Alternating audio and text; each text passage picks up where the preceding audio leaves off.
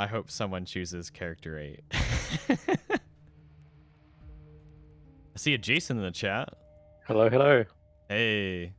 How I you like the doing haircut, today? Andrew. I was not expecting that. What'd you It does. say? What'd you say? I said I like the haircut. I need to get a new razor because I did it last week and it's already like starting to grow back. Hmm. I haven't done like the shiny and chrome kind of like actual like razor deal. Like I was just using like a clipper with no guard, and that was fine. Man, the first time that I did it though, like after I did it, it felt so weird. Like cuz I had never felt my head actually be cold before. The only time that I had felt that was if I was like working out. I have low blood pressure. Mhm. So if I work out too hard, I get lightheaded and I feel like I need to pass out, basically. Yeah. And that's the only time that I ever feel like my head getting cold. So it freaked me out after I did it. I'm just like, what's happening? Oh no, am I gonna pass out? It's like, no, you dummy. You just you cut off all your hair. What did you think was gonna happen? That's interesting. That's got such a strong association. Warwick's going with the Power Ranger crew. Yeah, I apparently. love it. They look like the putties or whatever they're called. I love the Yeah. putties. They're so good. Especially especially Shio is like definitely the correct color for the putties. So got character 8 both sides here. Love this prototype character layout here. I think the thing that I'm most glad about is that we can tell the difference between all its prototype characters. Yeah. Yeah. The original plan was just to have them all look the same and have the little floating numbers, but this is way better. Yeah, I think this works. It's just like a palette swap, but still.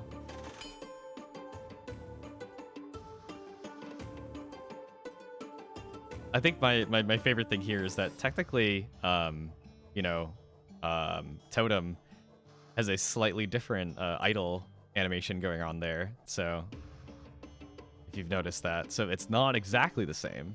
We've got some other stuff going on. Oh. Kind of got like a forward backward kind of motion going here. Oh, there's actually a global emote for the Power Rangers.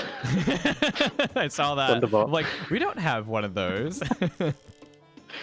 Unless Fenn's in some kind of special Power Rangers sub.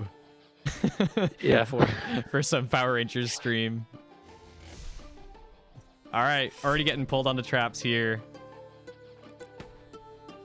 Totem is looking a little worse for wear, and with that extra assist attack there, it was just enough to take them out. Wow. I'm trying to remember the strategy Malieve was using previously.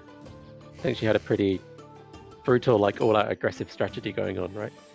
If I remember correctly. I would say that's pretty aggressive too. Yeah, there were circumstances where one single squishier kind of character would get taken out immediately. So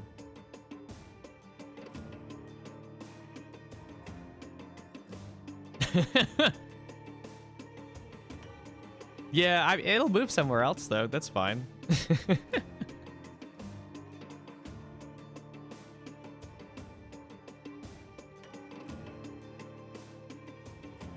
Let's see if Warwick's can pull this back. I mean, having the totem in the front row does put most of Millie's characters in range of the corrosion back there. So it's going to be awkward, but even so.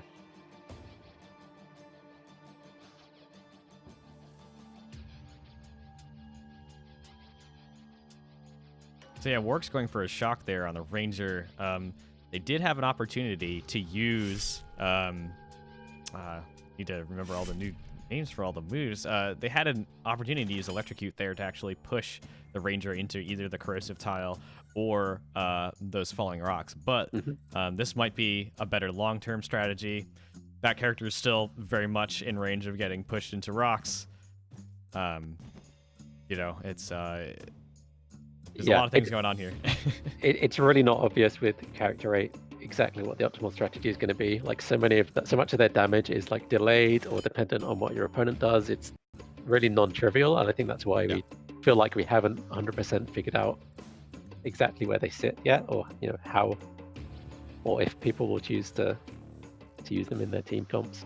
Yeah, it's a very reactive character, and so a lot of it has to do with situational awareness and being able to figure out over time how you're going to get out the most damage. So the difference between, I would say, character 8 and how Totem works is that Totem also has a lot of utility over being in the battle longer, basically with their totem being activated by their stances over and over again, dealing that 3 damage every turn, etc., etc.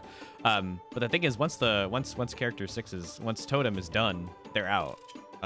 So their totem, while it does block a tile, they don't get that, and they don't get that utility from that totem for the entire battle. So the nice thing is that even when character 8 gets knocked out, people who still have that status effect on there still have to think about getting hit. So yeah, that's true. Maleev being ruthless with that combo right now. Getting a little bit of a reaction there.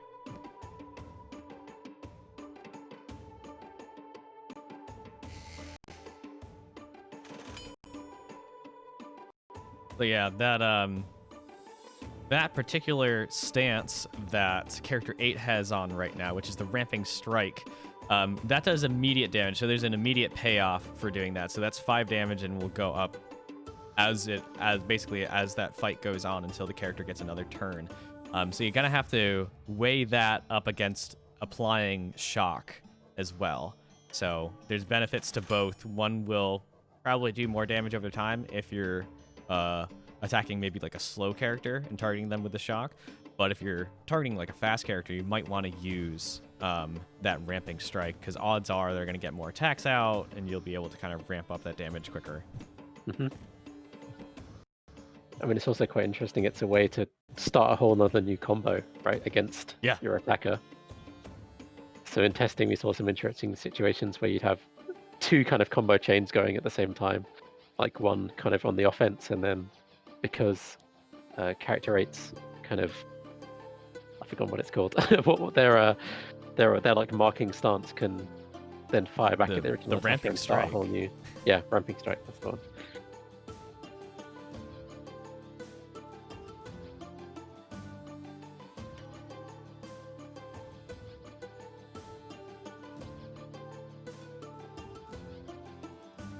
Yeah, if Oryx can take down this ranger, they're not in a terrible position. No, especially since Shio is a little bit chunkier than the other characters. They can take a little bit of a punch. They do have 2 stacks of fatigue, though, which is unfortunate right now. But, they can always get that back. Unfortunately, we do have some corrosion being applied to Shio, so getting in that melee damage is very important on knocking out that ranger, especially since the ranger had 2 turns, but they are going to pay a price over time and take 10 damage, so so definitely that was just enough damage to knock out the ranger, though, which is super important. So it's all about whether or not you want to let that ranger have a couple of turns versus taking 10 damage over time, which, yeah, Warx, that's what happens. Yeah, that's what happens when melee characters go into the same tile. But I mean, honestly, from my perspective, that was probably worth it. Yeah, it's a really interesting property of that corrosive tile. Like, it's got a weird, like, defensive angle to it, and the fact that if you just touch that tile for a second, you still get kind of inflicted with it there. Yeah. Yeah, I wonder if we should have some kind of like warning, like somewhere, like if you try to select to do a melee attack against someone in a corrosive tile, it'll be like, hey, you're gonna get poisoned somewhere. It should probably should, but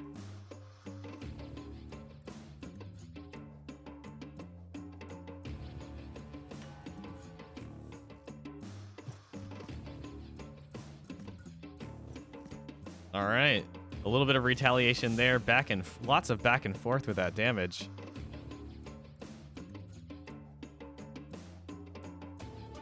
So the fun thing is you can definitely set off the engineer's retaliation there, since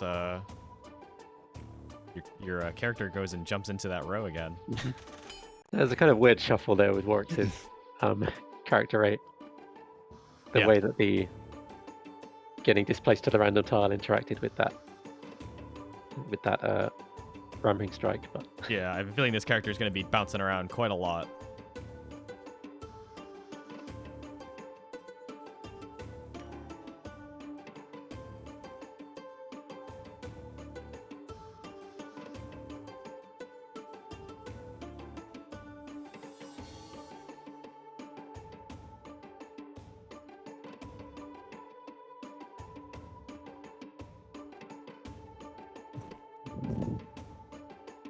Oh, we got shocked here.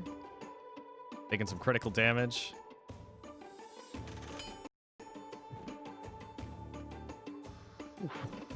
Off to Shio. Took a little damage in retaliation, but not that much. Their stats are looking pretty good right now. They don't have any fatigue. corrosion stack still on there though. Yes, so that will be an additional 5 damage on that next turn.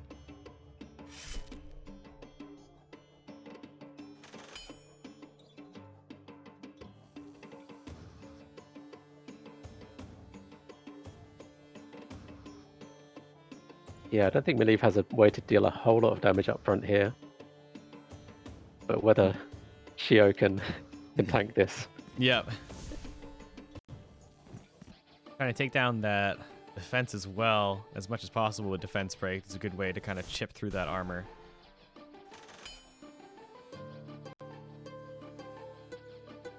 Might just get into a situation where just a lot of stacks of status effects are going to be thrown on to Shio here.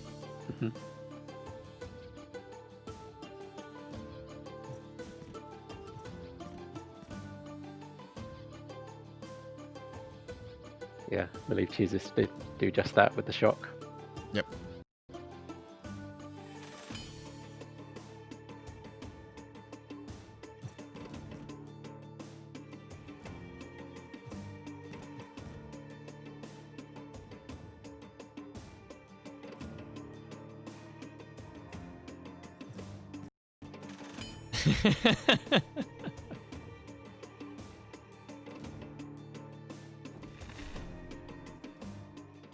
There we go.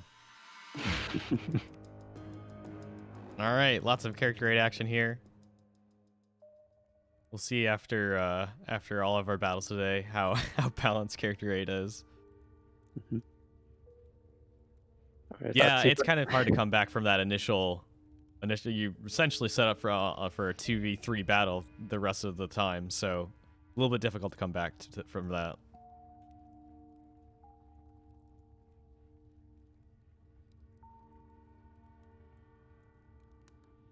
Are we gonna go with Zeus, Malieve? Are there any, like, I don't know.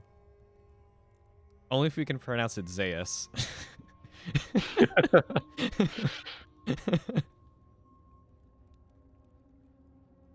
Okay, Malieve has thrown down the next challenge. Link. Who's up for this? I was joking about pronouncing it that way, but that's fine.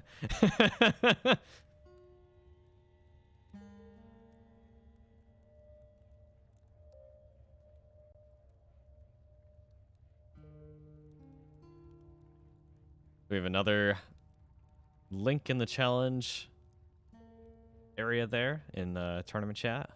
So if anybody wants to join in, feel free. I believe if we go with red friend, we're gonna have to have blue friend and green friend and try to have as many like one-word names as possible.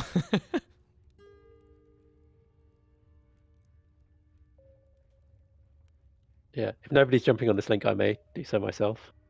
Yeah, go for it. I'm kind of seeing this as more of a lab session because there's a lot to figure out with character rate here.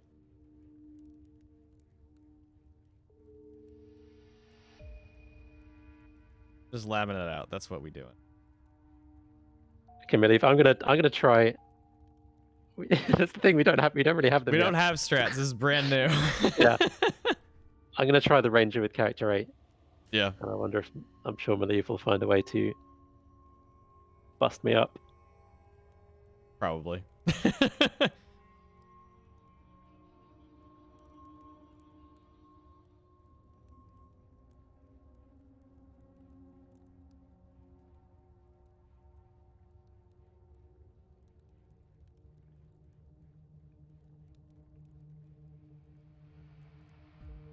Yeah, we'll see how that goes. In terms of pairing up the ranger, with character 8 here, because there is still a little bit of utility from character 8 being able to shove a character onto a random tile. So, depending on placement of the ranger trap, that might actually work. Yeah, if they're in a corner, that's kind of like the best situation. When we were doing some testing, it got down to a 50-50 on whether or not I was going to shove Jason into a trap tile. So, and it worked, so that was fine. I was definitely coming from behind there, but it just barely worked, so. Okay, we are in there. All right, switch on over.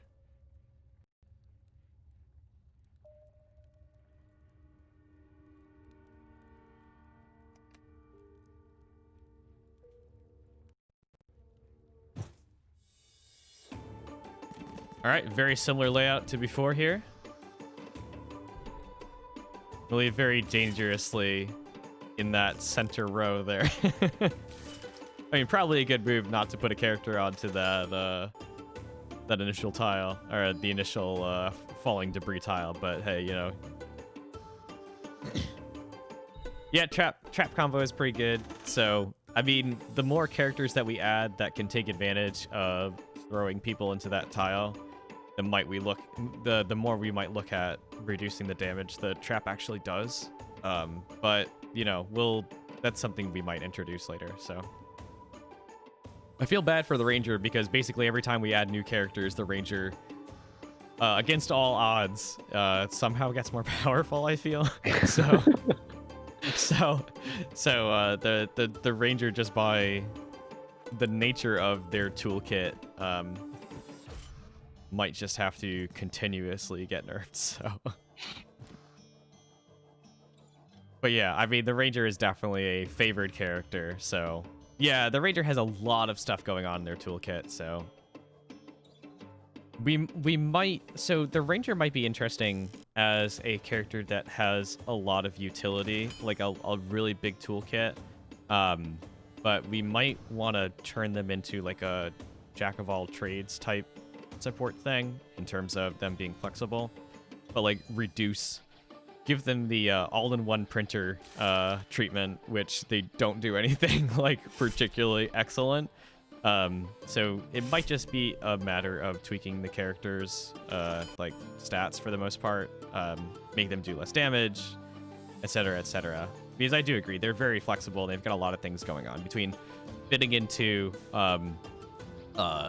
position manipulating strats with the trap, fitting into support style strats with, well, their support stance. Those are two dominant strategies that they fit into already. So they definitely may seem overpowered right now just because that's the meta as of right now. So yeah, it's interesting to think, you know, when we first had these 5 characters, we really did try to give them good coverage. But as the roster grows, maybe how specialized versus how kind of how specialized versus how kind of broad-ranging abilities these characters have is something we can play around with. Yeah, definitely. I think that's appropriate. Ooh, just about surviving there. That chemist really does need to get another another turn in there. So, and it looks like they will get it. Not if I can help it. How much damage are you gonna do with that ranger? You gonna be able to do enough?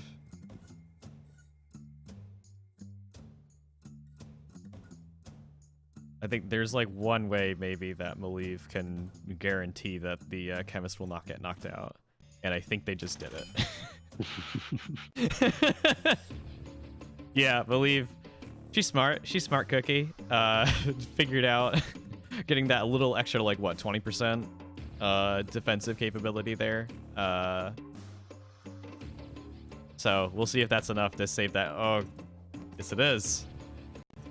That will be enough to save that chemist just in time to move out of that tile as well. So we'll see what Maliv can do here with what is effectively probably their last attack. I mean, they're focused up as well, so... You might be seeing some Flame Flask action, might be seeing some immediate heals to make Jason really annoyed and that they will not be able to finish off that character.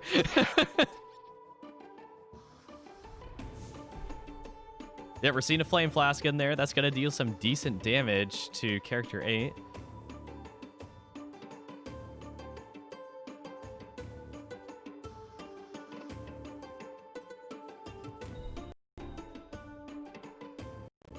Oh my gosh, the chemist just barely surviving here.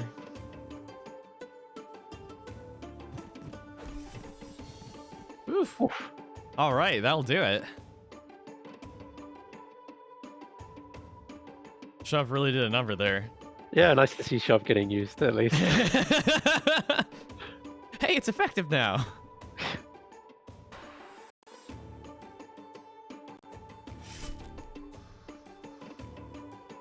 Slowly but surely, that chemist is getting healed. Unfortunately, for the chemist, they do have a falling debris coming for them, so we'll see if they can heal up in time. I mean, Jason also has 2 ranger turns coming up, so there's very little the chemist can do against that. Although I can definitely see Jason paying a price depending on the stance that Maliv chooses here for character 8.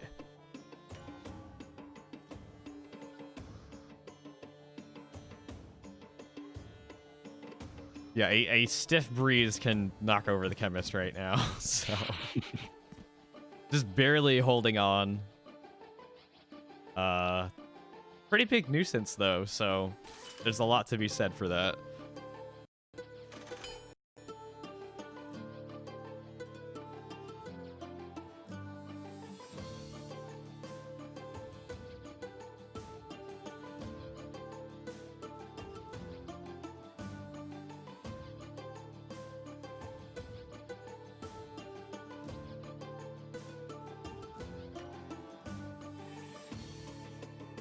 Really putting some thought into this next attack here. New character, got lots of new possibilities, trying to figure out what's most effective. Unfortunately for Maliv, she cannot use their... I'm gonna have to look it up now again. Cannot use their electrocute to push that warrior back into that Flame Flask tile, unfortunately, because there is a knocked out character 8 on that tile. So otherwise, that would have been probably the move to do, but unfortunately not quite there.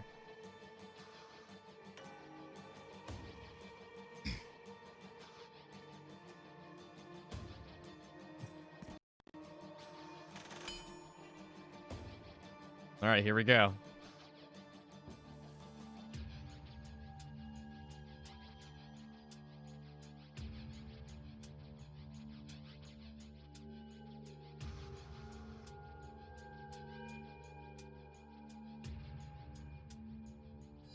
All right, I see what's happening here. Gotta use less attacks, but still a decent amount of damage probably here. Getting that bonus damage off of that stance, trying to use as few attacks as possible to get out the most amount of damage. So yeah, I do not want to incur the reaction attack any more than I have to. Yeah. That chemist though, hanging on barely. Yeah, they're going down. They probably will. They only have 3 turns. They can only heal a maximum of 2 per round. So odds are that Chemist is not going to survive here. They are going to heal up their buddies in the meantime, though. Yeah, there's also that.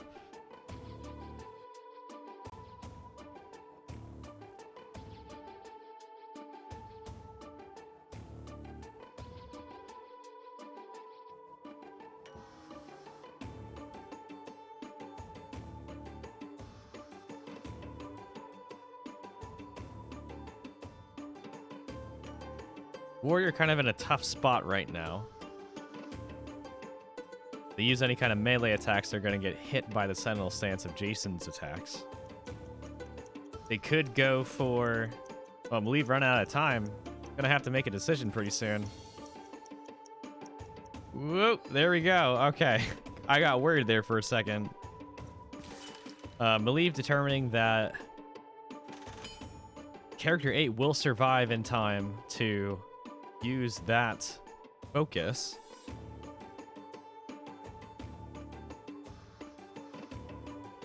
Warrior does not have focus, so gonna take a little bit of damage here.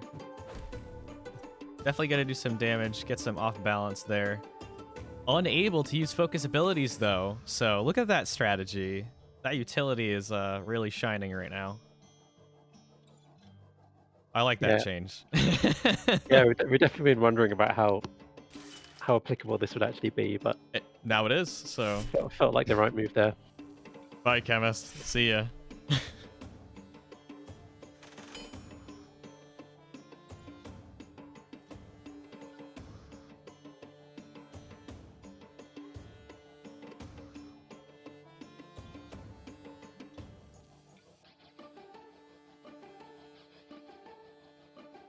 All right, applying some shock there. That's going to help out in the long run, probably.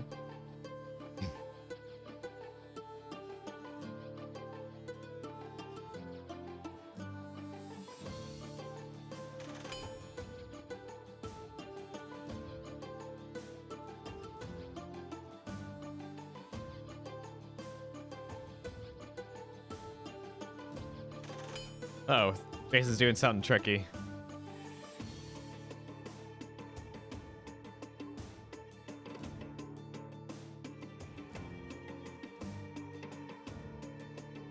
Doing something.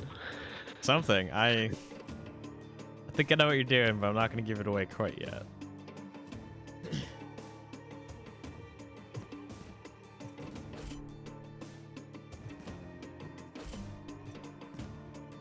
Whittling away at that ranger as much as possible. Trying to guard character 8 here.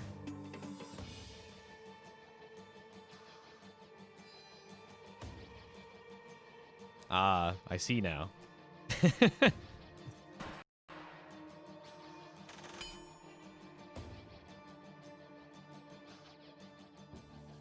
Oof. Oh, I should have used Sentinel. What have I done? Uh-oh. Uh-oh. Oh, boy. That was oh, man. the predicted damage there was 12 to 13. Oh, man. So close. It was close. Yeah, I should have used the Sentinel.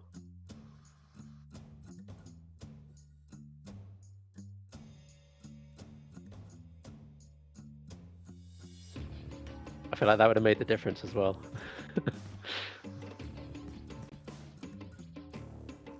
This is true, yep.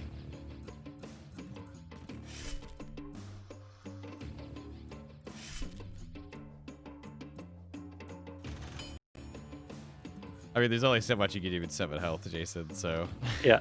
GG, man. Yeah, yeah, I think if I'd have used Sentinel, then that would have taken out character 8 as they jumped in to attack, and then I'd have had 2 turns up against the warrior, and I feel like I would have been able to do okay there. Yeah, that would have been really close. Interesting. Okay. All right. Who's next to step into the ring?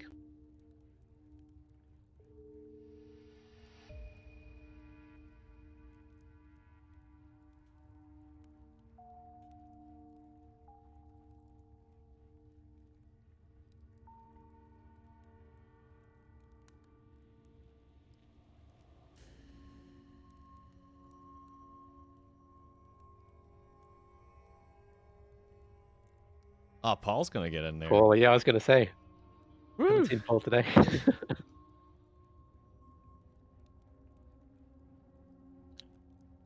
Are we going Paul v Warwick's? I believe so. Oh, we might have a special guest. Hold on.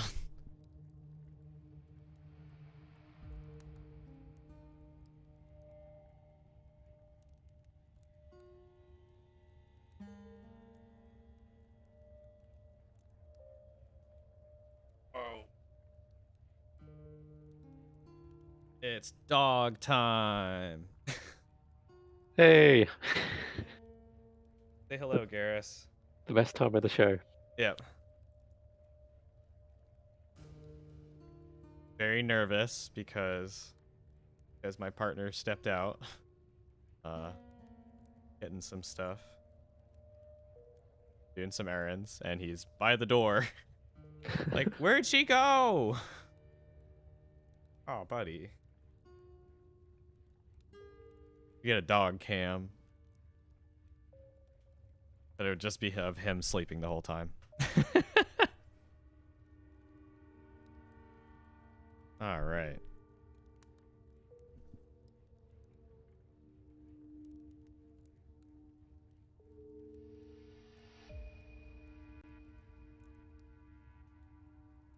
Dog character. I feel bad for the dog character though, because they're gonna be getting hit a lot. I don't wanna I don't want doggo to come to any harm. Only if we can have the doggo run off the screen when they get hit too much instead of collapsing.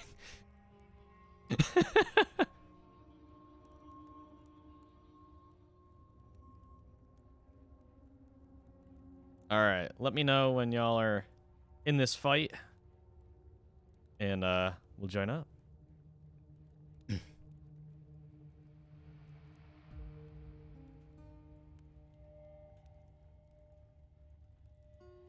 Yeah, I feel like one of the main reasons for the dog characters in games is that's a guaranteed heart-wrenching emotional moment, right? If they do anything to that dog. Oh man.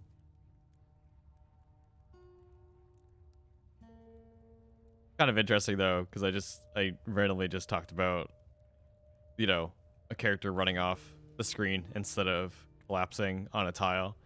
That's actually like that's actually like could be a mechanic in terms of they don't take up a tile after they die, which could be Yeah. interesting. But you know, it's just one of those funny things. I'm like, oh, actually, that's kind of interesting. Yeah, you have those fighting games where they just like tag someone in for a move, right? They're Oh, not really there. They just like fly in and do something and then run off that's again. true. Have the Beast Master, Pokemon trainer, if you will.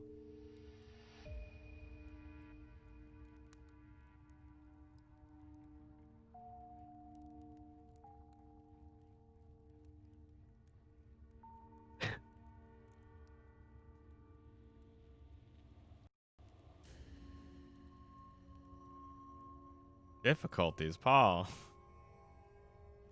It's probably my fault. Whatever it is. Paul, are you on the test server still? Might have to change it to the non-test server. I have a hunch that that's what it is.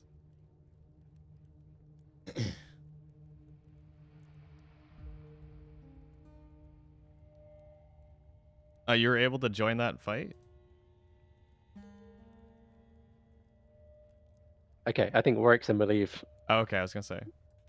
I'm gonna Got click the in. button Okay. now. Yeah, Paul, DM me about the second problem if it's something I can help with. Oh, multiple problems stacked on top of each other. My favorite type of bug. Troubleshooting. Very simple, very easy. Not. Alright.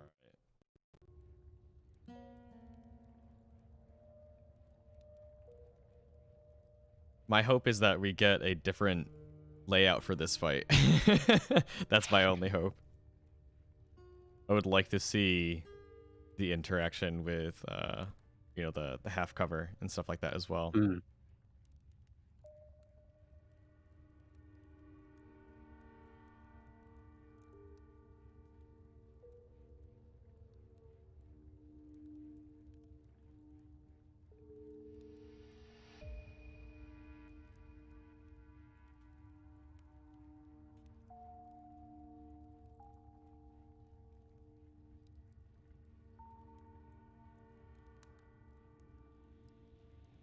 Oh, Jason, how'd that coding stream go?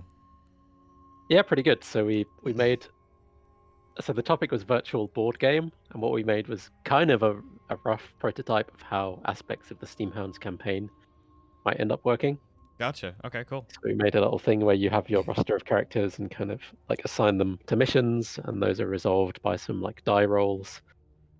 What we Nice, ended up nice. wasn't really a complete compelling game, but it was kind of the bones of it there. So maybe that's something we could pick up and actually try and make it, fun and have interesting decisions. Yeah, sure. I was almost ready to congratulate you on your Peggle victory, but Yeah, I feel like I have to take that off the list. It's just no one wants it. or just do it anyway. Special Peggle stream.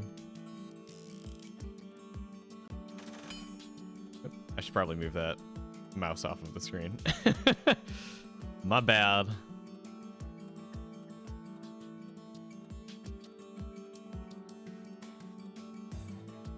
That stream has been uploaded now, right? Or are we not there yet? So Okay, cool. in the Discord, we have the stream archive channel, and in fact, if people are watching on Twitch, then it should be, if they scroll down, it should be somewhere down there. Excellent, cool. I'll check it out. Definitely. Yeah, feels like a good candidate for a part 2, maybe. Yeah, sure. The only thing is it's not super visual, right? Like for every stream I make a GIF, and some of them are really fun and really awesome, like the falling sand simulation or the physicsy stuff. But when it's just like me dragging some icons around, it's hard to make a compelling like thumbnail for that. The part 2 is adding just particle effects to everything. Yeah. Shiny stuff. Should make the because you're like dragging around like little like tokens kind of, right? Should give them like a faux 3D kind of like shimmer, not shimmer, but you know what I mean? Like have them like rotate slightly when you're dragging them around, depending on how fast you drag around the mouse. Yeah. So exciting stuff. Just make them like holographic looking and stuff. That could be cool. Start combining all of these cool effects we've made. Yeah, it's interesting because you can like. It's one thing to have like it's cool to show like, hey, this is functionally at its core, this is what it is, but as you add more and more juice to it, it looks really cool and can feel a lot better to do. So might be interesting to see like how many quote cheap effects you can add into a single action to make it like look and feel different. Yeah, and that's like great. a before and after kind of thing. Like that might be fun. I don't know. Like when you place it down into the slot, you get like a little bit of screen shake and like little like dust particle effects coming out because it's like slamming the thing into the slot. Did you ever see there was a talk, I think it's called Juice It or Lose It, or like the art of screen shake. I believe so, yeah. It's been a while. I think they do that. They take Breakout or Pong or something and just layer on more and more effects. I saw a Vlambeer one where they just whoever the primary coder is, not Rami, the other team member. Is it Jan? It should have. I think there was only 2 people at the time. I'm sorry. I gotta interrupt this. What are these characters doing? There's so much. If I gotta scroll back up this combat log and look at all these reactions that happened from a single bash here. I've got a support, another support, shock damage, ranger support. A lot of stuff going on there. That's what we like to see. Ultimately involved one character completely getting knocked out, so. But yeah, with that talk they just had like they kind of like made Super Crate Box from scratch almost, pretty much, or whatever it was called. Where they just added screen shake and sound effects and a whole bunch of extra stuff that like just took this very basic platformer where you could shoot a projectile to like something relatively polished and something that you could show people and say, hey, look at this is cool. And yeah, they did it in the you know, the whole, yeah, obviously there was some code already prepared, but they didn't like code it live. But you know, it was still pretty impressive just looking at these very simple things and how all these simple things add up to a very polished final product. So Yeah, makes a huge difference. We have to run that back at some point and check what went down in that combo.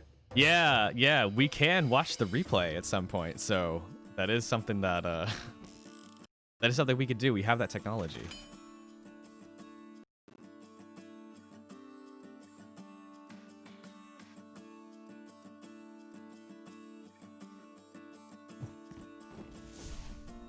So Works is down a character, but both Character 8 and Ranger are looking relatively healthy still.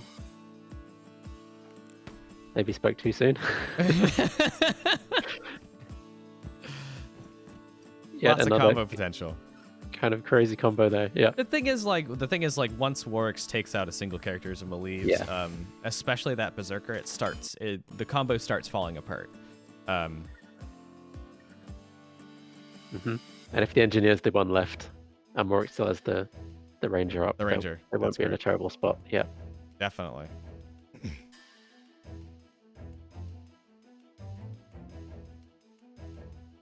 It's a rare case of needing some of that horizontal space on that combat log.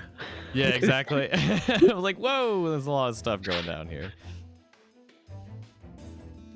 All right, we're starting to even out that playing field. Definitely a little ways to go on for Warwick to knock out Maliv's Character 8, but we'll see what we've got here.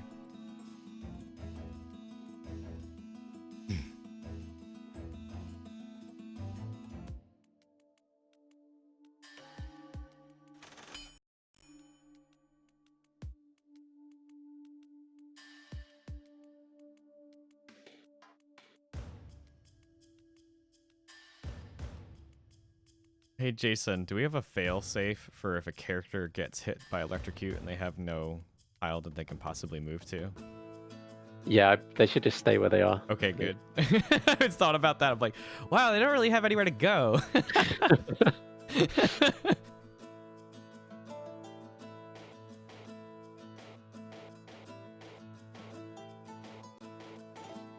So Warwick's going to need to use both of their turns here to take down Character 8. Is there something else? It looks like they might have to. They do have that additional damage from Last One Standing. They unfortunately don't have the little bit of extra damage from their support stance. That might have been enough to deal 13 damage, but as of right now, well, that's enough. All right, never mind. I stand completely corrected here. So this is kind of an interesting circumstance right now because Warwick's definitely has a slight turn advantage, but Maliv's Engineer has full health right now. So, yeah, that return fire as well came in quite handy there. Yeah, definitely. So, yeah, helps. Maliv's definitely going to have to move that character behind some path cover in order to stop taking as much damage from the Ranger, but we'll see if that's going to be enough.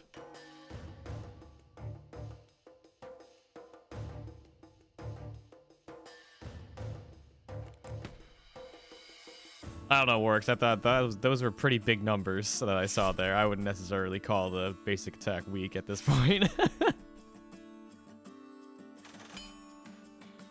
Yeah, the other factor is how safe and easy it generally is to fire it off as well, right? Range attacks, they generally don't trigger as many defensive stances on the opponent's side. So you can get around guard, you don't have to trigger sentinel. You don't have to go stand in a corrosive tile to smack somebody down. Yeah, exactly. It's it has a lot of utility to it. It's an interesting situation now where the Engineer's just chasing the Ranger around with the return fire stance. Yes, this feels very familiar to early on. I remember playing this way in terms of trying to chase that Ranger down with different characters. So interesting point from Maliv there. Yeah, for the having the full tiles match on both ends might be a good idea. So they start in the same place, but as soon as they start to respawn, they kind of diverge randomly. I think we figured by the time they start moving, the character placement's going to be different anyway. So, but there's definitely a case for things staying like perfectly symmetrical. Yeah.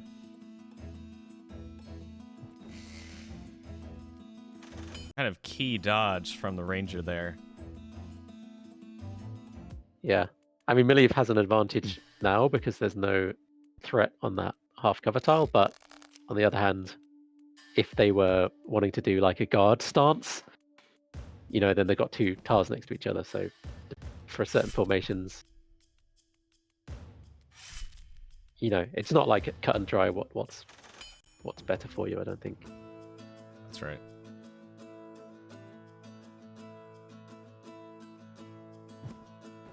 And now Works has the has the safe tile.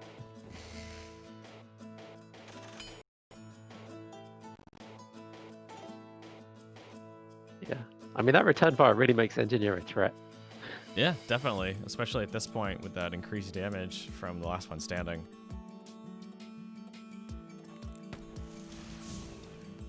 Woof! My gosh. Will this be enough? It's very close if it's not enough. I think it might be enough damage here from that quick shot. Oh my gosh. That has to be a low roll, right? The half cover as well. Yeah, that's true. Half cover really going the distance here. Alright, it all comes down to this. Woo, that's gonna be it. I mean, that was as close as it gets. And yep.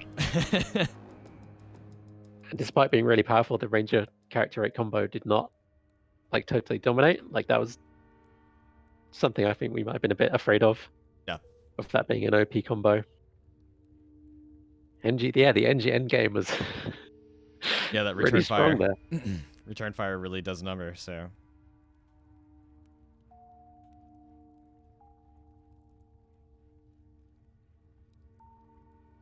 Awesome. Yeah. So is Paul jumping in for the next one?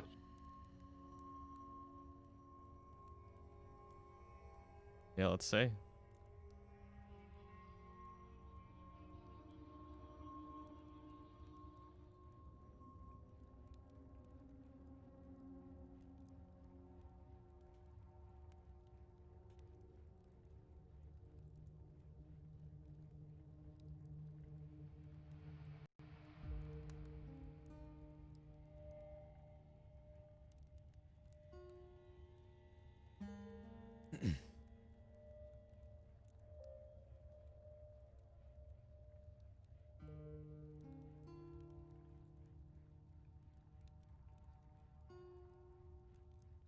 All right, Paul, you want to generate that that challenge link, and then we'll whoever wants to jump in can jump in.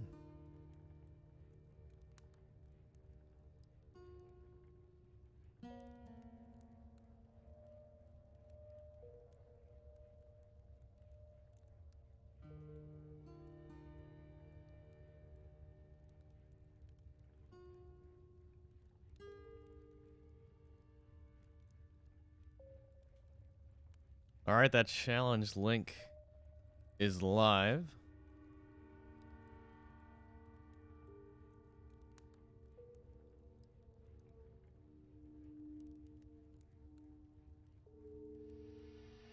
I mean, War, if you want to jump in there, go for it.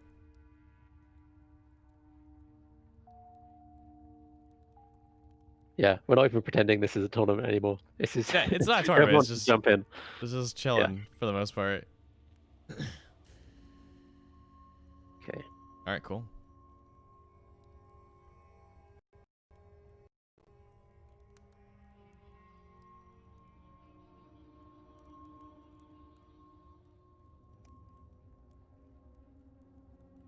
Cool. Maliv resting on her laurels there. Fair enough. Fair enough.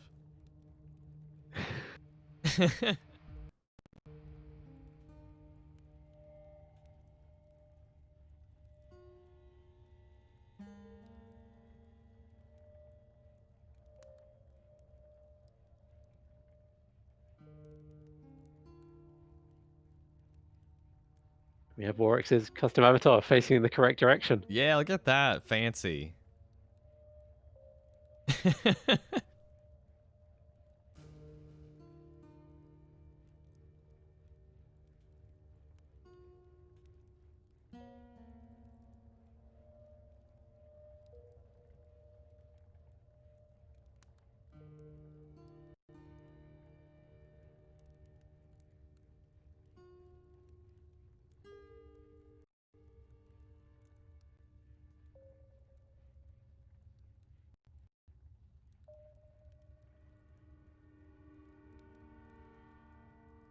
Speaking of your own stream, Malif, are you going to be streaming today?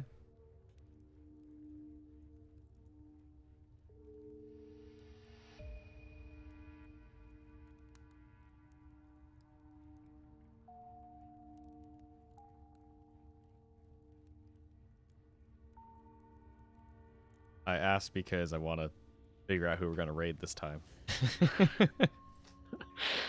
I only know so many people who are alive right now, so...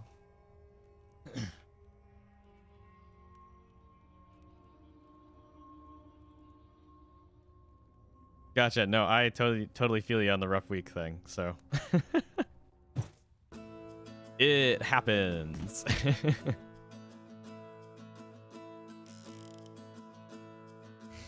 Okay, interesting. We have an open battlefield this time. Relatively open. That's a lot of debris.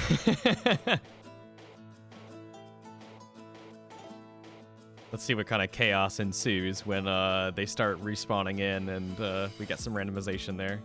Oh, right. It's the Power Rangers again. Yeah. Power Ranger time. Mighty Morphin Paul.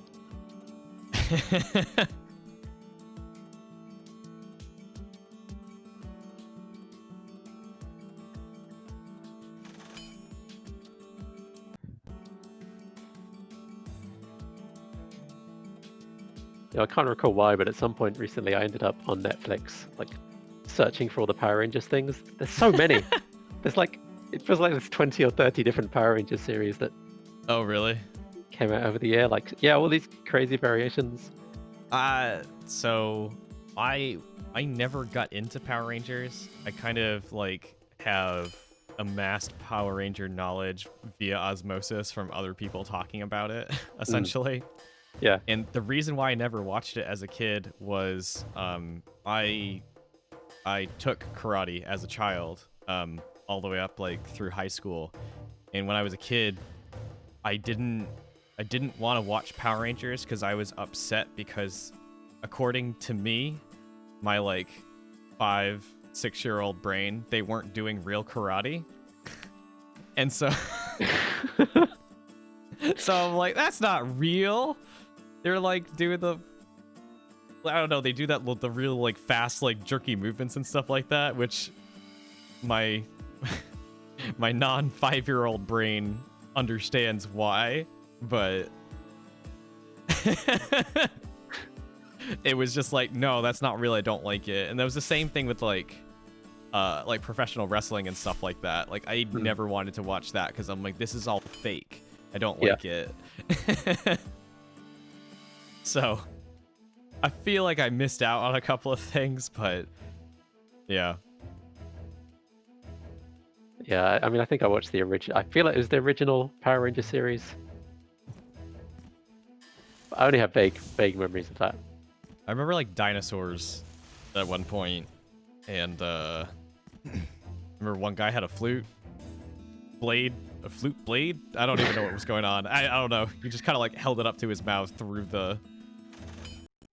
his costume. I'm not sure what was going on there. Yeah, wasn't it all cobbled together from old footage from like Japanese shows? And the whole plotline was totally like retrofitted based on what they thought was going on. I mean, that sounds right. Combo time. Oh, yikes. Here it comes. And the debris. And the debris. So that'll do some damage. Yeesh. Sorry, Paul.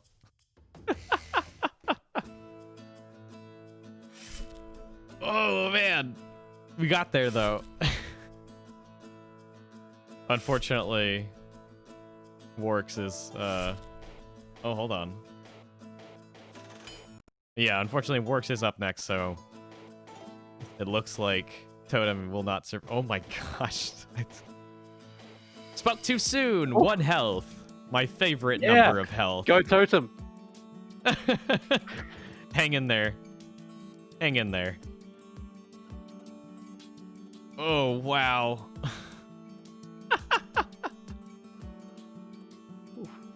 Right now, it's up to Paul to make the most out of this, though.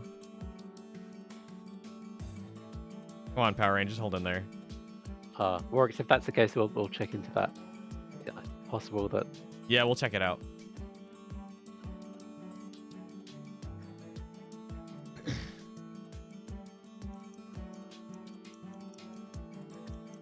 All right, what stance is this gonna be? We're gonna time out. Oh no. Ah! Looks like time's up, unfortunately. Stunned by the 1 damage left. I mean, that may have been a bug, but it's worth it for the drama. This is.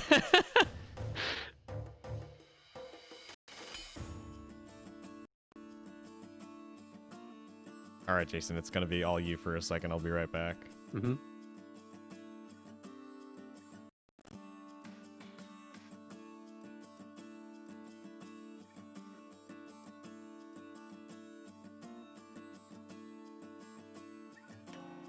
Oh, it was shock. It was shock that took him out. Yeah, I was wondering that for a second as well.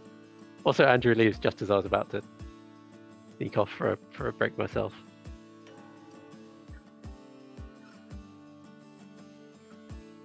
Paul, can you pull this back? A couple of turns lined up.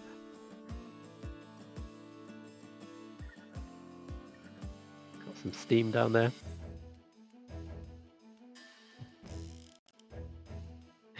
Yeah, right.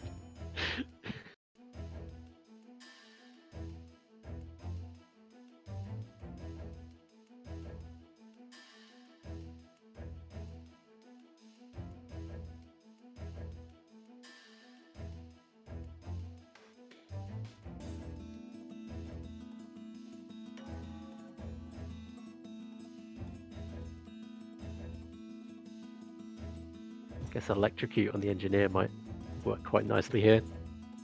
More or less guaranteed to push them onto some of that debris. Oh, they use it on character rate instead. Pushing them out of the steam.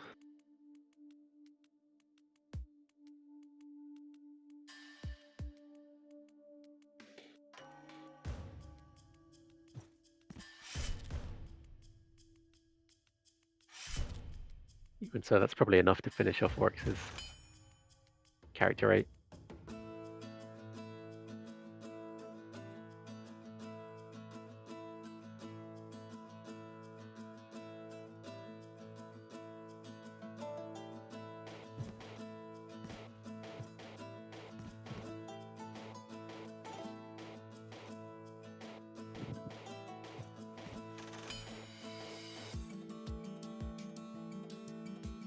Guess with return fire in play, Paul didn't have much choice but to go after the ranger there.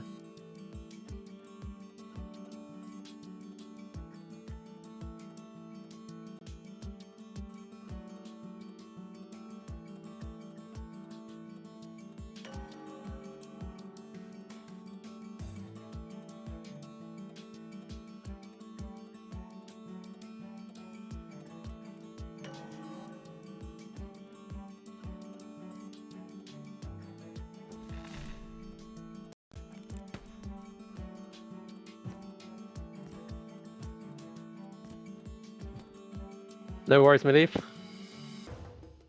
Pleasure to have you as always.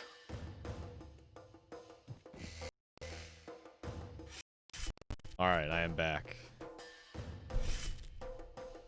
Seems to be pretty close here, especially just from that falling debris. That kind of helped out a little bit.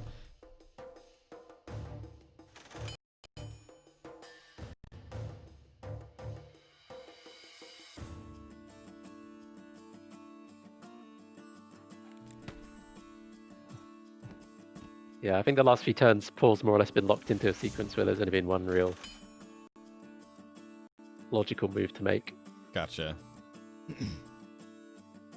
All right, we got a couple of relatively full health characters here. Chio had a little bit of a disadvantage in terms of being able to target the engineer. Not this round, though. That's gonna prove a little bit costly for Warwick's there. Definitely with the last one standing bonus, they can get a little bit of damage out. Yep. On the other hand, they don't really have a way to avoid the return fire if that's This is true. what the engineer's going for. I mean, levitation could also come into play here. Yep, that's what we're looking for here in terms of how many turns of levitation they can do versus, you know, I mean, because Shio can't really do any range damage, so. Seemingly flinging nicknames at the wall here to see what sticks. Was it Zeus? Zeus? Zeus. Zeus. Shock Trooper, the Zapper. They kind of look like a Nez Zapper.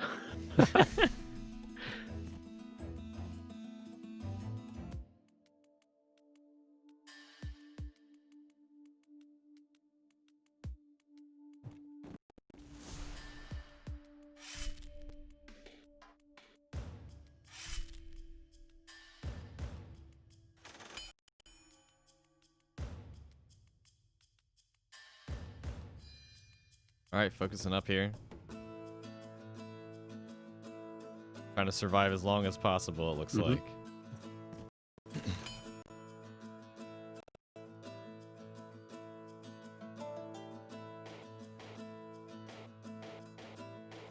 Yeah, it depends on how many rounds Warwick's can eke out of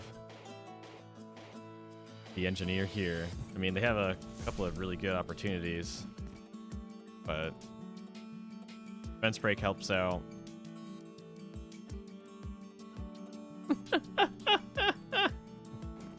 I can encourage anybody I want to. These are both contestants on equal footing. I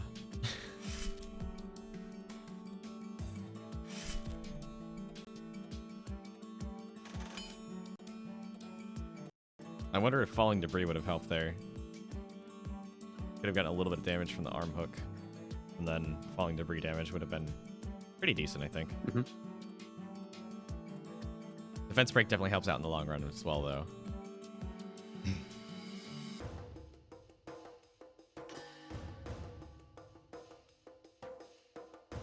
Yeah, I don't know what options Warwick's really has to finish this.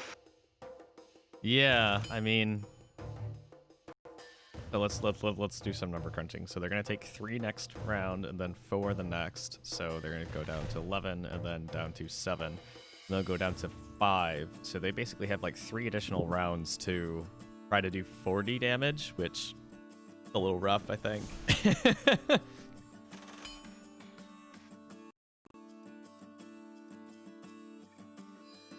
Yeah, that's a little optimistic, maybe.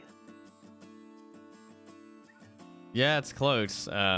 If they get lucky with some falling debris, maybe they can get in a little extra damage in there, but it'll be close. Yeah, I mean, the thing is, once you get down to 1v1, the debris becomes rather easy to dodge. That's true, that's true. You gotta keep Shio relatively in the center there so they can get pulled into whatever, basically.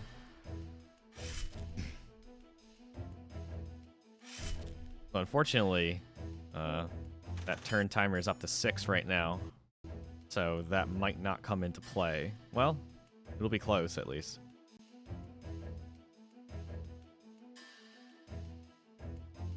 Yeah, I mean, this situation is exactly why we added that little damage, overheating damage onto levitation, right? It's the melee character versus the engineer standoff. Because otherwise you would just completely shut them out. Yeah. At least now there's a bit of resource management. I mean, it's maybe not the most satisfying end game. Yeah.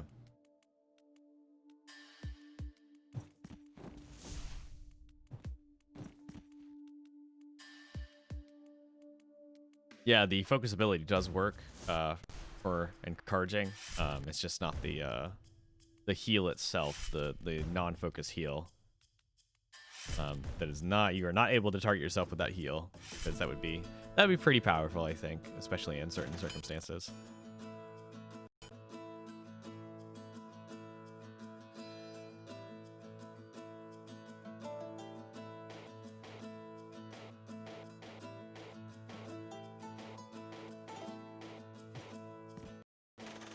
Yeah, definitely a valiant effort on Warwick's side. Trying to chip down Chio as much as possible, but Chio does have quite the staying power in certain circumstances.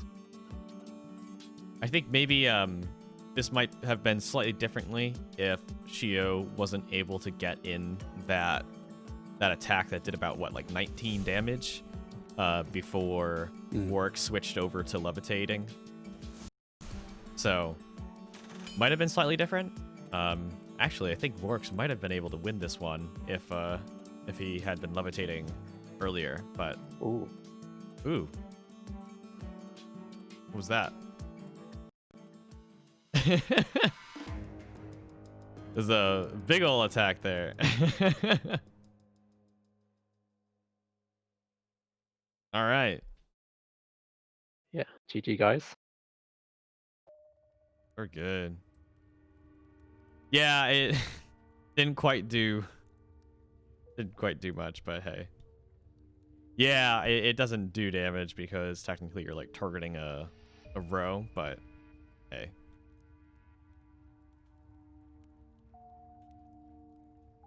Bolt. Yeah. Call them Bolt. Bolt's good. I like Bolt. Usain. No. I don't know how aggressive they are with their namesakes. You can't sue a pun. It's only a pun if it's not the same name. Bolt is fine. Calling them Usain might be.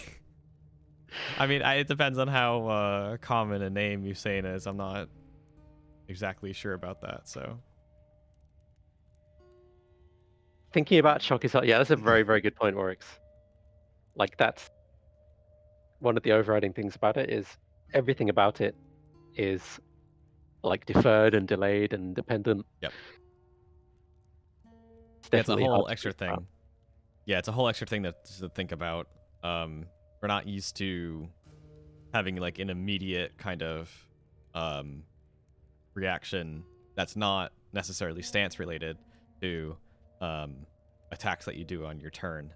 So it's probably like yeah, again, if you get shocked, you're basically encouraged to use like focus abilities because you're technically attacking less, but you're dealing more damage with the attack that you do. So that's kind of one way to do it. You can always like delay turn as well to like take off a round of the of that status effect. But yeah, there's little ways around it, so there is some counterplay. You just have to get into the mindset of, you know, thinking about that status effect when character 8 is on the field. Yeah.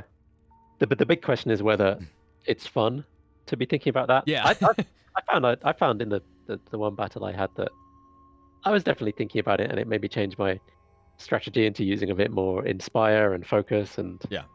some delay turn action. Yeah, focus is fun, right? Because those are the big cool attacks.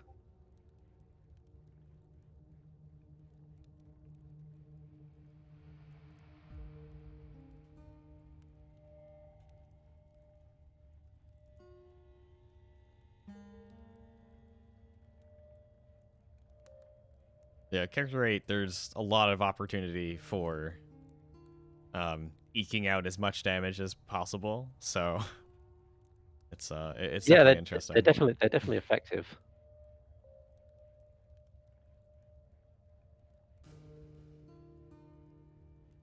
Yeah, I mean, it would be nice to be able to shift the meta from just all being smork and just like you know, having to think about it. But as we saw, there's still the opportunity to like alpha strike some characters and completely take them out, essentially, before that can even come into play. So that's something that we're gonna have to look at, because I would love for Character 8 to be able to push the meta into a more long-term type thing, and having combo-based strategies, which, while effective and fun and interesting, they are very dominant.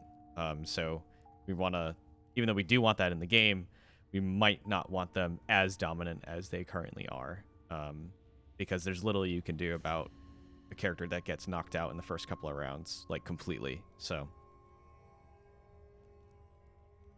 yeah, that's true, I believe. It might take some time for people to figure out that character. That might have to be a character that gets like guarded or defended early on, so they can at least survive that initial onslaught of damage, and then they can start spreading around that status effect and, you know, stacking shock onto multiple people, and then doing all that kind of stuff, and that'll help out a lot. Yep, this is like a lot of people's first experience with this character, so we'll see what happens in the next few weeks, next couple of play sessions, and we'll go from there. Will say though, Ranger's Trap is still very effective and very easy to do. So might want to check yet again into that damage output and see if that's something we want to tweak at some point.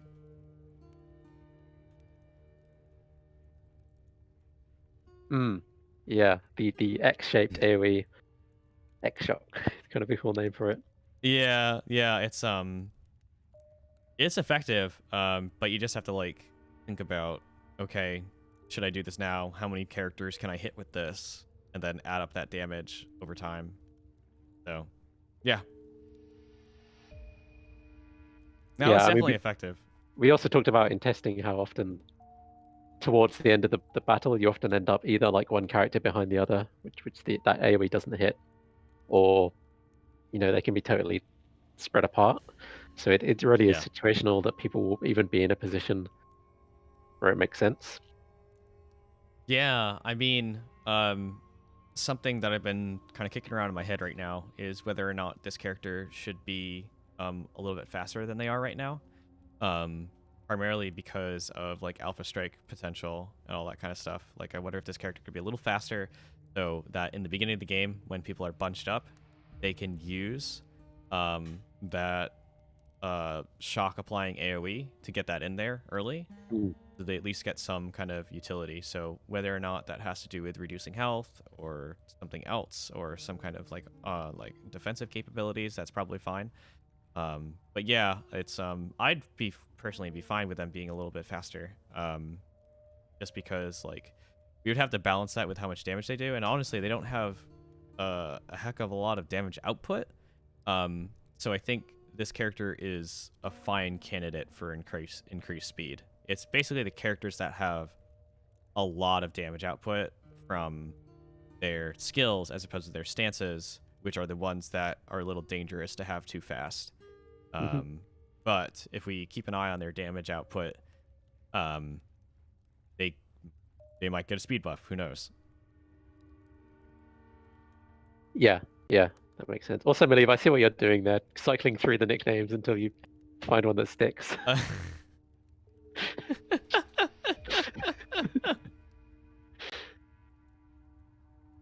Yeah, like the passive damage just from shock and people getting that bit of damage reflected back, that like 4 points each time they attack. Yeah. That's, if you think of that in terms of a basic attack, if you're doing like 4 damage and then shock proccing 2 or more times on your opponent, that's a pretty chunky basic attack. Yeah, definitely. So it'd be interesting to think if we made them faster, how we'd have to moderate the damage of shock, because it's quite dependent on what your opponent does as opposed to what you do. Yes.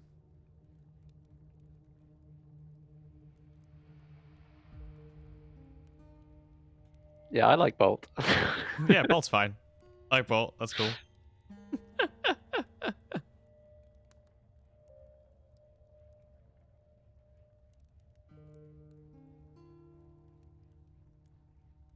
Yeah, that's true. Like we had more an image of this pattern of like spreading out shock and then like cashing in on it.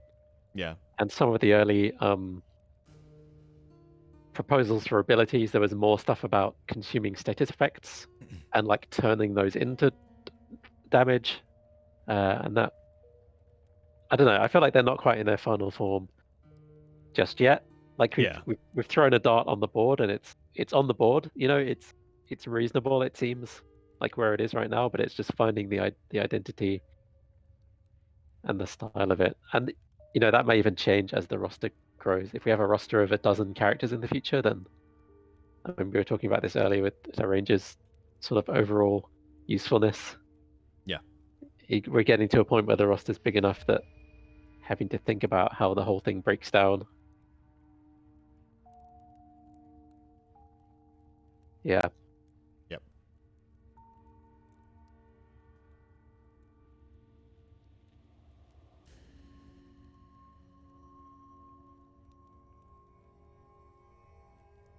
Yeah, they definitely seem pretty useful. They seem like immediately viable, right? Um,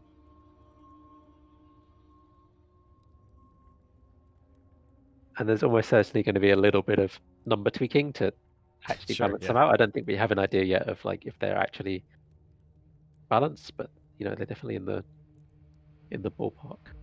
Yeah. Yeah. Um, I'm Thinking of, personally, yeah. Go ahead, Jason. I was going to say that I'm thinking about what abilities we've seen used today. How's that spread been? We've seen most abilities used, I would say. Yeah, most abilities, most characters. There was, yeah, like I was gonna say we didn't see chemist, but we did see the chemist, and there was some decent use of that character as well. So I'm personally fine with there being characters that are more niche, and which fit into a very maybe like a one, maybe two different types of loadouts, basically. Hmm. Um, I'm fine with that as long as they're like one of the key defining like characters of that loadout.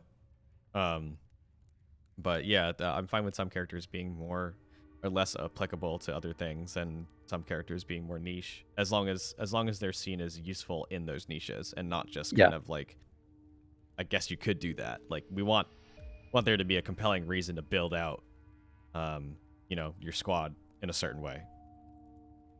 Yeah, you know, if there's a meta where every team comp like either includes the ranger or the warrior, for example, that's not, you know, that's not the worst thing in the world. I mean, it's not our like equal pick rates, which in some sense feels Yeah. like that should be what we're aiming for. But I think having like linchpin characters or kind of staple characters is probably okay as well. Yeah, because that kind of goes into um, there being more accessible strategies and less accessible strategies. Like Mm. something that's immediately obvious as a strategy. Like the warrior is definitely one of those characters where it's like, oh, I can defend one of my squishier characters. That means I can afford to have, a character that might have a cool focus ability or something like that, but they need time to kind of build up. So that's cool. That's fine. Um, but yeah, as long as there's like viability for more complex and niche stuff that will see the light of day, that doesn't require one of those characters in there. Yeah. We're also getting to a point where we have the warrior and then we have Shio, right? And often they work well together, and you can also potentially switch one out for the other to some extent, since they both have that Yep. uh, guarding ability. And now with character 8 and the ranger, like they both have some cool support stuff, and they also work quite well as a team. I mean, you can literally chain their supports together, which is really nice. Yep. Um, but at the same time, we've seen them lose today as well, that combo. So they're really effective and but not totally dominating. Yeah. So I think it's okay as well that we have certain characters which you can kind of cluster together. Yeah, exactly, Miniv. That's exactly it. And we always had this idea of like the first five were kind of explicitly designed to fill some of these roles. But you know, in these kind of games, there are only so many basic roles, right? Like you have like tank DPS healer, for example, or you can break that down into there are different ways of breaking that down, and where you maybe get 5 or 6 different sort of categories, but Yeah. we're not expecting to have like a dozen totally unique characters who don't have Yeah. any overlap.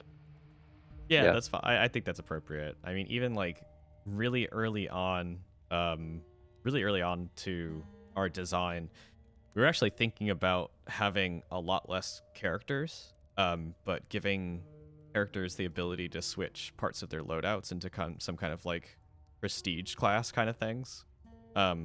So there was always that idea that there was going to be some kind of overlap probably in some people's loadouts, and I guess in terms of like kind of their identity and what they do. So it's not like in this game you can only have one tank. I think that would be kind of boring, since that's such a high utility role. So we can have multiple characters that fit that tank archetype as long as they do something slightly different, or if they do it in a slightly different way. I think that's probably like more appropriate. So yeah, the Yeah. messiness of that design was immediately apparent to us. I think it's a very interesting design, but there was also the issue of known knowledge versus unknown knowledge going into the fight, and like would we show players like, yes, your opponents pick this character, but like which kind of like version of this character did they choose, or like what's their full loadout? And we got into kind of the weeds of like, oh, should some abilities be locked and they can't switch those out, and they can kind of switch out a couple of them, like change the flavor of the character. It's yeah, it's interesting. Yeah. It's also interesting how, yeah, Millie mentioned switching out the focus. It's interesting how the last couple of characters have had one big focus ability, Yeah. whereas previously the pattern was always 2 basic abilities and 2 focus was kind of the default starting point. And that's kind of shifted. Um, Yeah, I guess in this circumstance, we're getting to characters focusing up as a bigger tell of what they want to do, with only having one focus ability. So that's interesting. But I think that something that's slightly more interesting even than that is the immediate kind of utility of having 3 different abilities that you don't have to prepare beforehand. yeah. So even if like one of them might not get used as much as the other two, at least it's there and you can react with it in certain circumstances. Like you can use that and you don't have to be like, oh man, like this is niche and I need to prepare it. You can just be like, oh, this is niche and this is super helpful right now, so I want to use this. Yeah. So So Fenn's also talking about like a utility spell or some extra equipable, and Ben's that's getting something. into Yeah, that League yeah. of Legends style thing. And I don't think we've ruled that possibility. We've definitely spoken about Consumables at some point. either consumables or like some kind of passive, like trinket thing. Yes. Yep. So, something that gives you uh, reduces your defense and boosts your damage slightly, or has some kind of trade-off built into it, or some kind of passive effect or tweak or something like that. Yeah, that's definitely something that we kind of played with. I do like that passive kind of thing, because depending on what your passive is, it can radically change like your kind of outlook on what you want to do with the character and how you can use the abilities to take advantage of that. So for example, like I could easily see, something like the warrior. A fun passive that they could have is either they have more health, or like they have like kind of like a thorns aura kind of thing. Or like when they get hit, they deal damage to someone else. Like, so I would love for, it makes things a little bit more complicated. But like passives can really help out in terms of like adding different flavors to a character and really broadening their horizons with how you want to use them. So we'll see. It depends. Again, that's a lot of design work that needs to be done with that if we want to have that. And I think honestly, the characters themselves are relatively complex as they are. So I mean, they do have a decent toolkit. But it all depends on where we want to put that design work in. Do we Yeah, want to I have? mean, Yeah. we've seen so much mileage already out of the terrain Yeah. objects, and there's so much more we could do in that thing, which is a whole other space to explore as well. Yeah, I think honestly, like, we can get a ton of utility out of the terrain. So it's I would love to expand that, and it's actually not incredibly difficult for us to implement new terrain. So like it's something that can be immediately put into the system, and it's fun. It's interesting. It immediately shakes up everything. So yeah, there's a lot of different levers we can pull in terms of making things more complex and adding depth to different areas. But again, everything takes time and effort and testing, lots of testing. So it depends on where we think we can get the most fun out of adding stuff to. So Yeah, Millie, you've definitely agreed. Like, we're really pleased with how that's. I don't know why we took so long to add terrain objects, but it just creates so much situational variety. Yep.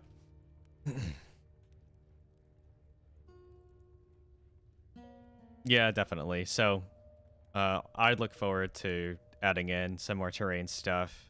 Again, if anyone wants to have some suggestions on terrain, feel free to do so. We've got a whole laundry list of terrain that we're considering implementing, or just throwing stuff around. So that's also something we can throw it onto the stack and see where it ends up. So I believe that's also something that's definitely on the roadmap for the near future, is some form of like pre-match like modifier selection, or something to allow you to select the terrain. Or I mean, it helps for testing as well, right? And like lab yeah, stuff. honestly, yeah, that also might help for design later on in a certain mode when we are quote designing certain encounters, so to speak. Being able to set those up in a certain way that is accessible to fellow developers is nice too. So tools are always nice, especially for something like that, which presumably we'll be using over and over and over again. So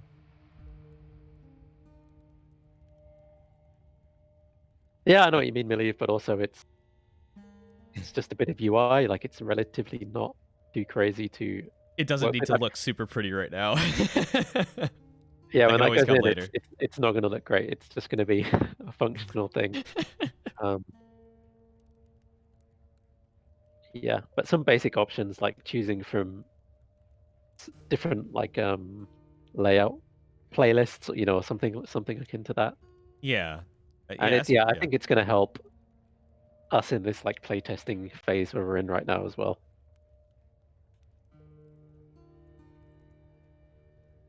I'm just thinking about generating matches with you can choose from, like, give me a random layout, give me from a group of these layouts, or like let me generate my own layout, and then it'll you can copy that link and people can fight from that, or some way how to like load that in so you can generate stuff, or there's so much things we can do with terrain layouts. So Games where every tile is rocks. yeah, exactly. Well, that's what I'm talking about. Like, there's so much opportunity for like fun stuff, even if it might not like be like competitive or whatever. But sometimes people want to just goof around and have fun and make every tile rocks, make every tile poison. Why not?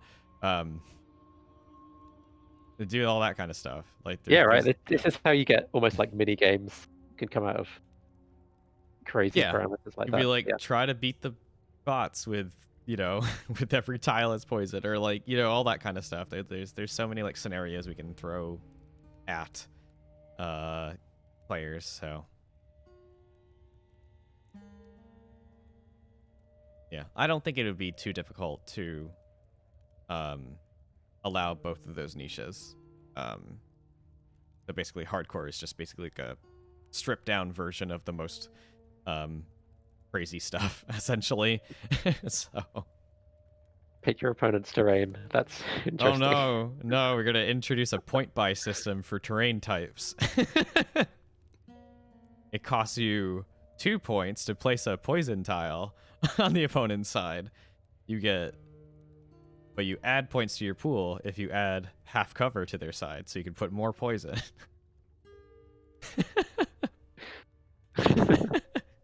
I got these terrible ideas. That could get wild, like multi-pick, so Oh you could pick God. the same class more than once. Yeah, we did play around. Did we ever implement that at some point? Did we ever do that like way early? Did we have a thing where you could actually pick the same character multiple times? I don't think. I think we. I think we didn't. I think we realized from the start that that's a terrible, terrible idea. I just thought about like all the interactions of like a warrior guarding a warrior guarding a warrior. Like, there's so many things that could get an absolute headache to debug. So yes, everybody has dodge. Yeah. This is how you get people building computers inside your game, and oh gosh, somebody's gonna implement Tetris inside Steamhounds if we start allowing them to do that. I could see really bizarre modes where, oh gosh, a pain train. This is a pain train. Everybody gets tunnel vision. That's like the passive for the arena.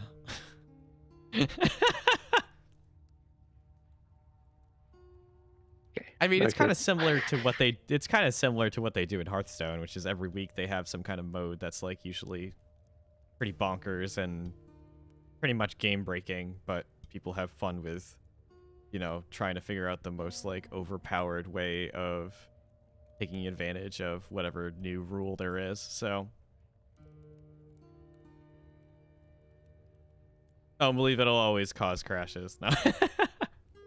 Maybe not crashes, but it'll cause headaches, but that's part of the fun. Heals everywhere. The game will never end. I think at that point we would have to implement a max turn timer as a failsafe to make sure the game doesn't go for like 5 hours. Sudden death mode. Yeah, I mean, they kind of have something like that in Hearthstone, which is like, I can't remember how many turns it is. It's a long time though. It's like 64 turns or something like that, where it just like causes both players to lose simultaneously. Like, so technically you can have a draw, but like it's not rewarding for anybody. So there's a reason why they did it that way, to encourage people not to do that. So yeah. Oh, is it 50 turns? Yeah, it's a long time.